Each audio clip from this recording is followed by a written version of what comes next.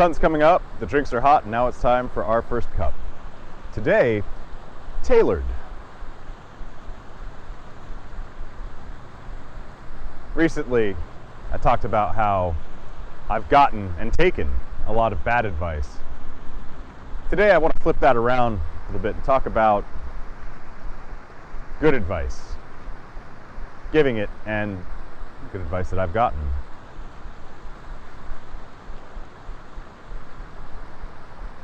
First thing to remember about advice, if you really want to make it good, is that there is really nothing that is truly universal, with some exceptions, right? Context is everything, right? You can see this actually in a lot of idioms that we use culturally. You know? In fact, I got exposed to a couple of these very early on in my career, taking social psychology with Bob Cialdini, and he remarked that,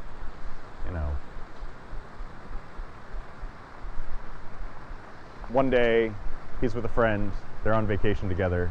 The friend points to a young couple, and the young couple look remarkably similar to each other. Same kind of like general aesthetic, same body proportions, same sort of affectations. And whoa, would you look at that? Birds of a feather flock together.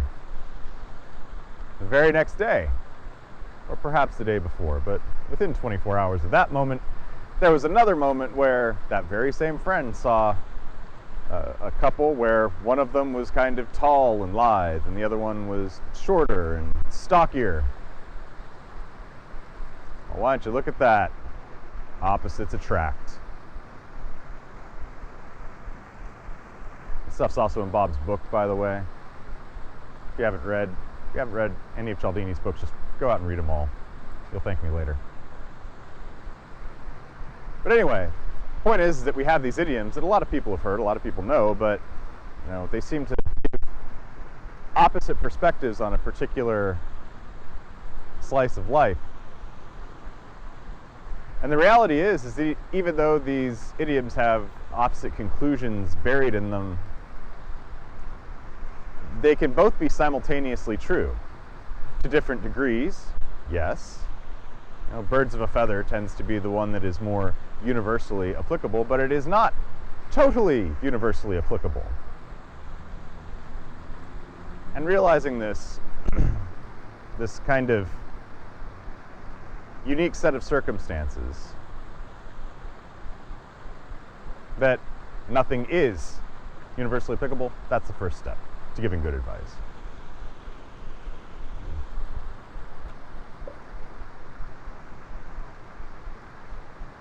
The second step is to understand the person that you're talking to. Now, I grew up in a very culturally interesting place, Arizona. And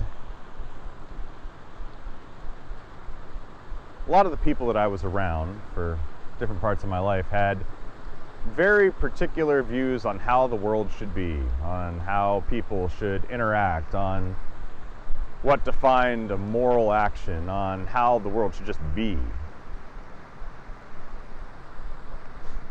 And when they spoke with this kind of confidence and certainty that, frankly, is very comforting. These people spoke with that sort of self-assurance that only seems to accompany what someone sees as a great inner truth. But it's that last part, that great inner truth, that can be very deceiving. Because these people, the way that they spoke about things, when they gave advice, they spoke in a way that didn't necessarily intend to help the person that they were talking to, but intended to shape that person into what they wanted the world to be and what they wanted the world to look like. That is not good advice. That is not good advice giving. If you want to be really good at giving advice, you really have to understand the person and the situation that they're in, ideally. But at least understand something about the person, something that you can use to tune how universal whatever it is that you want to say is to them, how applicable it is to them.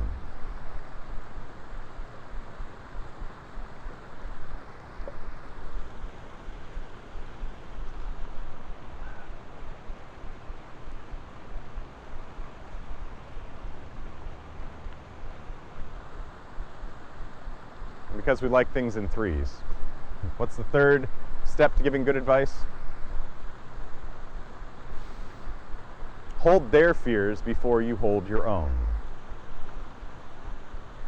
A lot of times when people are seeking advice, it's because they don't really know about a situation that they're going into, or there's something big on their mind, or there's something that they really want to accomplish. And with all of that ambition or uncertainty or what have you, there often comes a bit of trepidation, maybe a bit of fear, maybe a bit of hope. And if you're an empathetic sort of person, something that you might do is you might start thinking about, oh, well, here are times that I've felt that way that I see this person feeling, because I'm paying attention to them. I took step 2 to heart.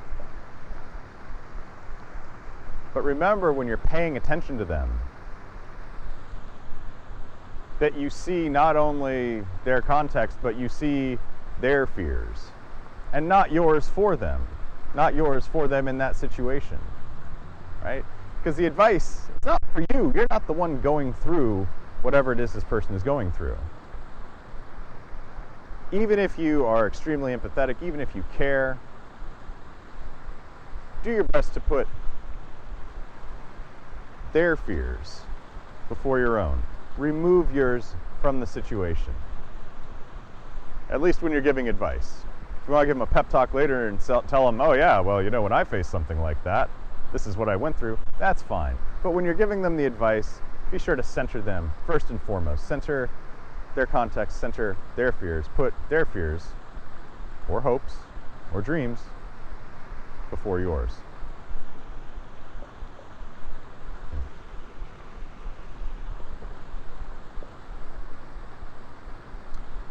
Right. Beginning of this, I promised you some good advice that I've gotten. Thankfully, there's been a lot. But one thing I think about good advice also is that it kind of sticks with a person, right? If it's really something that suits them or suits a challenge or suits a strength of theirs, it's going to stick with them, and that piece of advice will evolve with them as well. And for me, at least recently, that's been the idea of, in writing, you never end on the end of a paragraph. You never walk away from a writing session at a complete paragraph. You always start the next paragraph. You always leave a sentence open. You leave the next idea open. That's so when you come back and sit down to do your next writing session or whatever, instead of having to kind of cold start and turn everything over, you've got that sentence that's waiting for you, the germ of that new idea that you can then grow and just kind of get right into it. And someone with ADHD, that is fantastic advice. I think it was originally F. Scott Fitzgerald or someone who said it, but I got it from a couple of people I respect greatly. I think they know the struggle. But the great thing about that advice is it doesn't just work for writing. It works really for just about everything. It works for doing a weekly show, for instance. It works for managing people. It works for organizing meetings. It works for all sorts of stuff if you always leave something ready to start the next step. And I guess really in that way kind of fits in with really the overall thesis of giving good advice, right? Because honestly, the best advice is tailored to making things easier for particular people and situations.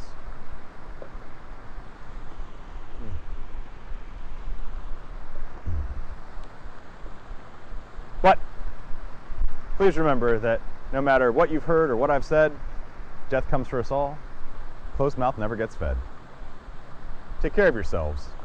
We'll speak again soon.